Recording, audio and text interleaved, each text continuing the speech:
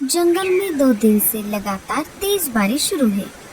सारे पंछी अपने अपने घोंसले में बैठकर बारिश का मजा ले रहे हैं। जिन पंछियों के घोंसले पक्के हैं, उनके लिए बारिश बहुत अच्छी है, लेकिन जिनके घोंसले कमजोर और बिना छत वाले हैं, उनके लिए ये बारिश जरा भी अच्छी नहीं है। माँ, ये बारिश कितनी अच्छी होती है। मुझे खिड़की से बारिश देखना बहुत अच्छा लग रहा है। माँ, मुझे बहुत ठंड लग रही है। बारिश अपने जोरों पर थी। देखते ही देखते बारिश का पानी जंगल में जमा होने लगा। जैसे जैसे बारिश तेज होती गई, बारिश का पानी पंछियों के घोंसलों तक पहुंचने लगा। अरे बाप रे, अब तो बारिश का पानी मेरे घोंसले तक आ गया। मुझे जल्दी से बाहर निकलना होगा। जैसे ही रानू चिड़िया अपने घोंसले से बाहर आ गई, उसका घोंसला पानी में बह गया। पता नहीं ये बारिश कब रुकेगी। मैंने घर में जो अनाज जमा करके रखा था, वो भी अब खत्म हो रहा है। तभी वहाँ पर मुनमुन कबूतर आ जाती है। अरे मुनमुन, इतनी तेज बारिश में तुम यहाँ कैसे? अरे लाडू, क्या तुम्हें नहीं पता? अभी थोड़ी ही देर में जंगल में बहुत बड़ा तूफान आने वाला है। उसमें हम सभी पंछियों के घोंसले डूब जाएंगे। चलो यहाँ से, हम सभी को किसी सुरक्षित जगह पर जाना होगा। जब तक ये बारिश चलेगी, हम सब वहीं पर रहेंगे। मुनमुन बहन, मैं मेरे अंडे को छोड़कर कैसे आ सकती हूँ? लाडो, अगर तुम अभी यहाँ से बाहर नहीं आई, तो तुम इस बड़े तूफान में फंस जाओगी। तुम एक काम करो, ये अंडा साथ लेकर चलो।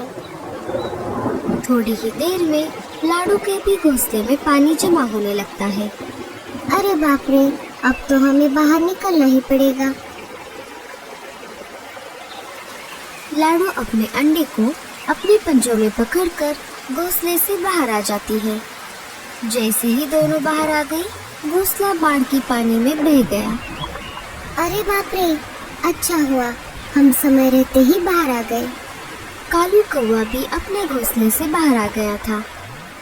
कालू कौवा लाडो और मुनमुन के पास आ ही रहा था। तभी लाडो के पंजों से अंडा फिसल जाता है और बाढ़ की पानी में गिर जाता है। जैसे ही कालू ने देखा कि अंडा पानी में गिर गया है, कालू उसे पकड़ने के लिए बाढ़ की पानी में कूद जाता है। कालू ने अंडे को पानी से बाहर निकालने की बहुत कोशिश की, लेकिन पानी का बहाव बहुत ज्यादा था। देखते ही देखते अंडा बहुत दूर चला जाता है। कालू कौवा लाडो के पास आ जाता है। मुझे माफ कर दो लाडो, मैं तुम्हारे अंडे को नहीं बचा पाया। जब तक बारिश चलती रही, सारे पंछी जंगल के बाहर वाले एक गुफा में रहने लगे। कुछ दिनों बाद बारिश कम हो गई। जंगल में बाढ़ का पानी भी धीरे धीरे उतरने लगा। एक एक करके पंछी जंगल में वापस आने लगे और अपना अपना घोंसला फिर से बनाकर रहने लगे। अरे मेरे बेटे, क्या हुआ? मम्मा, दूसरे जंगल से हमारे जंगल में एक नया पंछी का बच्चा हमारे साथ खेलने के लिए आता है। हम दोनों दोस्त बन गए थे, लेकिन आज उसने मेरे साथ झगड़ा किया और मुझे मारा भी। अरे अरे, कौन है वो बदमाश बच्चा जिसने मेरे लाडले बेटे को मारा? चल मेरे साथ, मैं अभी उसे बताती हूँ। नहीं मम्मा, वो मेरे साथ झगड़ा करके अपने जंगल लौट गया। जग्गू, मेरे बेटे, तुम चिंता मत करो। अब इस बार वो बदमाश बच्चा जंगल में वापस आएगा। मैं उसका अच्छे से समाचार लूंगी। दूसरे दिन वो बच्चा फिर से जंगल में वापस आ जाता है। आज वो जग्गू के बजाय टुन्ना के साथ खेल रहा था। तभी वहाँ पर गोरी और जग्गू आ जाते हैं। मम्मा, यही है वो जिसने मेरे साथ कल झगड़ा किया था।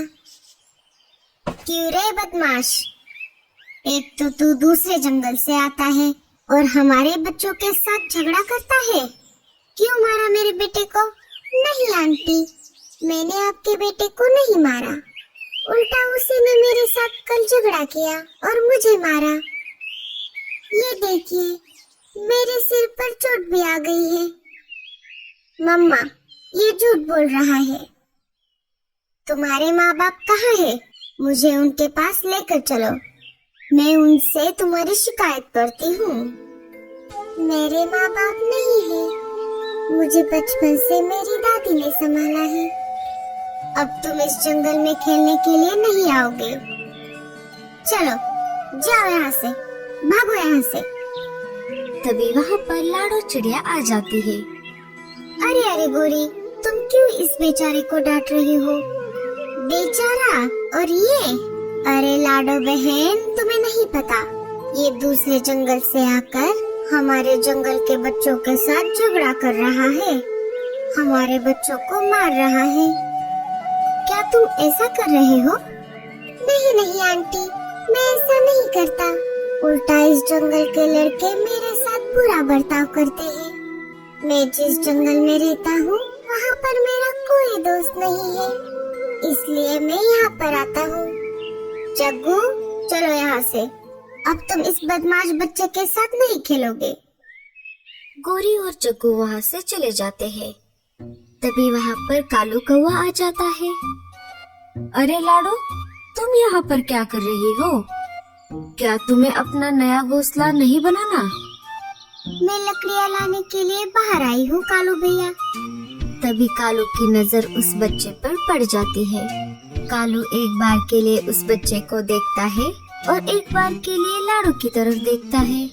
अरे कालू भैया, क्या हो गया? कहाँ खो गए? लाडो, तुमने ये बच्चा देखा? ये बिल्कुल तुम्हारी तरह दिखता है। हाँ कालू भैया, अगर उस तूफान में मेरा अंडा ना बेता तो मेरा भी बच्चा आज इसके जैसा होता। दोनों बात कर ही रहे थे, तभी पेड़ की एक डाली टूटकर उस बच्चे के ऊपर गिरने ही वाली होती है। तभी लाडो उस बच्चे को वहाँ से हटाकर खुद उस डाली के नीचे आ जाती है। लाडो डाली के नीचे फंस जाती है। अरे बाप रे, ये क्या हो गया? लाडो रुको, मैं अभी मदद लेकर आता हूँ। कालू वहाँ से मदद लाने के लिए चला जाता है। तभी वहाँ पर उस बच्चे की दादी आ जाती है। अरे टीलू, तुम कहाँ थे इतनी देर से? मैंने तुम्हें कहाँ नहीं ढूंढा। चलो, अब घर चलो। दादी, वो सब छोड़ो, पहले इन आंटी को इस डाली से बाहर निकालो। वो इसके नीचे फंस गई है। दादी लाडो के ऊपर से वो डाली हटा देती है। अरे चिड़िया, तुम इस डाली के नीचे कैसे फंस गई? दादी, ये डाली मुझ पे गिरने वाली थी, लेकिन मुझे बचाने के चक्कर में ये डाली इन्होंने अपने ऊपर ली। तुम्हारा बहुत बहुत शुक्रिया चिड़िया, तुम्हारी वजह से आज मेरी टीलू की जान बच गई। कोई बात नहीं, ये तो मेरा फर्ज था। दादी, एक बात बताइए, आपको ये चिड़िया का बच्चा कहाँ पर मिला? अभी कुछ महीने पहले जब तेज बारिश हुई थी, उसके साथ साथ तूफान भी आया था। इस जंगल में जो नदी बहती है, वो नदी मैं जहाँ पर रहती हूँ वहाँ से भी गुजरती है। मैं उसी नदी के पास एक कुटिया में रहती हूँ। एक दिन मैं पानी लाने के लिए नदी की तरफ गई थी, तब एक अंडा मुझे उस नदी में बहता हुआ दिखाई दिया। मैं वो अंडा मेरे साथ घर लेकर आई। ये बच्चा उसी अंडे से बाहर निकला था। तब से मैं उसे पाल रही हूँ। लाडो, क्या तुम भी वही सोच रही हो जो मैं सोच रहा हूँ? हाँ हाँ कालू भैया। कालू सारी बातें दादी को बता देता है। ये तो बहुत अच्छा हुआ, मुझे बहुत चिंता थी। मैं इस बच्चे को पूरी जिंदगी अकेले कैसे पालूंगी, क्योंकि ये एक चिड़िया का बच्चा है और मैं तो एक इंसान हूँ। दादी, आपका बहुत बहुत शुक्रिया। आपकी वजह से मुझे मेरा खोया हुआ बेटा वापस मिल गया। टीलू भी अपने माँ से मिलकर बहुत खुश हुआ था। देखा तुमने लाडो, ऊपर वाले के घर देर है लेकिन अंधेर नहीं। लेकिन लाडो, अब तुम अपना घोंसला कैसे बनाओगी? तुम तो घायल हो गई हो। कोई बात नहीं चिड़िया, मैं तुम्हारी मदद करूँगी। चिड़िया, इस शीशी में जो पानी है वो कोई मामूली पानी नहीं है। इस पानी को तुम जिस किसी भी चीज पर छिड़कोगी वो अपने आकार से 100 गुना ज्यादा बड़ा हो जाएगा। अब मैं चलती हूँ। मैं तुम सबसे मिलने के लिए दोबारा आऊंगी। दादी को टीलू को छोड़कर जाने का मन नहीं कर रहा था, लेकिन फिर भी वो दिल पर पत्थर रख के वहाँ से चली गई। लाडो उस पानी को पास वाले एक पेड़ पर लगे एक सेब पर छिड़कती है।